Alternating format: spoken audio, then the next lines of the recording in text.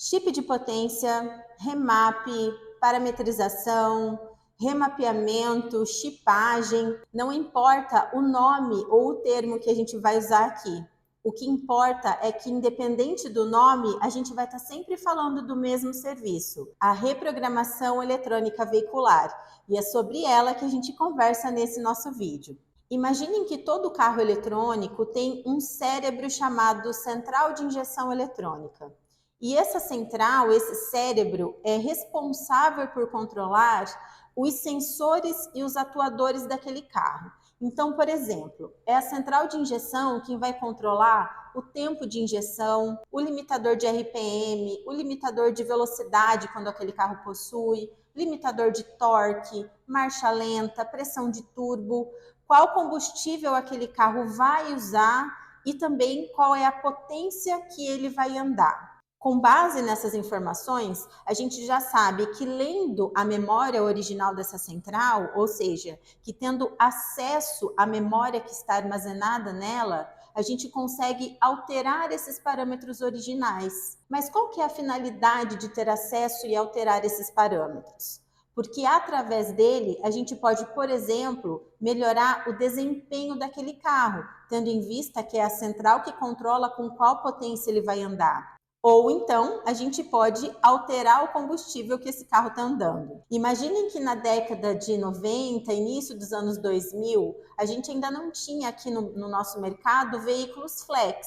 Então, ou a gente tinha carros originais a gasolina, ou a gente tinha carros originais a álcool. E nessa época, pelo menos aqui na nossa região, aqui no Paraná, a gente teve o álcool custando a menos de R$1. E como a gente consegue, com os equipamentos para reprogramação, ler a memória da central e alterar o tempo de injeção, a gente conseguia fazer um carro que estava originalmente andando a gasolina, programado para andar a gasolina, ser convertido para álcool. E nessa época, com essa possibilidade, fazendo a reprogramação de um carro, a gente fez muito chip de conversão de combustível, mas muito mesmo. Nessa época, nós fazíamos o serviço de reprogramação não somente aqui na cidade, mas a gente recebia centrais de todo lugar com esse objetivo, de converter um carro de gasolina para álcool. É claro que com a chegada dos veículos flex aqui no Brasil, esse serviço foi ficando obsoleto e o nosso foco da reprogramação foi mudando de lado. E a gente começou a focar o nosso serviço e a venda dos nossos equipamentos para as oficinas mecânicas para o desempenho de um veículo, para melhorar a potência, para melhorar o torque, para melhorar a autonomia desse carro e uma série de benefícios que acabam sendo convertidos para o motorista a partir do momento que ele faz a reprogramação no carro dele. E a gente não está falando de pegar uma potência e colocá-la na central. A gente está falando de despertar uma potência que já é dela, uma potência que vem limitada pela fábrica por questões comerciais, por questões tributárias, ambientais, mas que influenciam diretamente no desempenho final daquele veículo.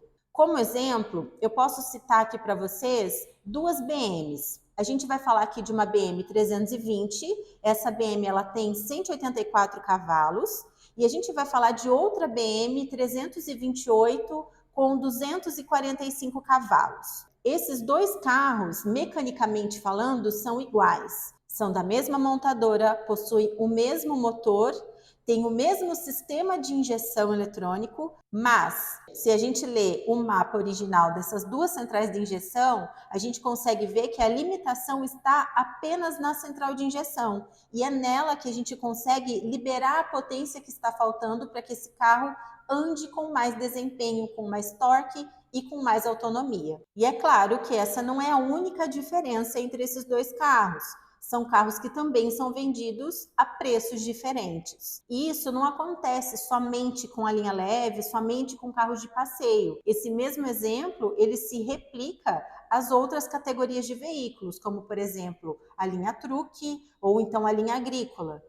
Depois que a central recebe a reprogramação eletrônica, imaginem que o motorista ele não está recebendo no carro dele apenas mais potência e mais torque. A gente entrega para ele um combo de benefícios. Porque imaginem que um carro, depois de reprogramado, ele vai ficar mais gostoso para dirigir. É um carro que vai ter mais autonomia, que vai responder melhor no momento em que o motorista precisar acelerar. É um carro que vai dar mais segurança na hora de fazer uma ultrapassagem. E a gente pode até falar em resultados de ganhos de economia. Mas essa economia de combustível, ela nunca vai se tornar uma promessa, porque isso depende muito da forma como o motorista vai guiar o carro dele. Já ouviram aquela frase que diz: cavalo que anda é cavalo que come?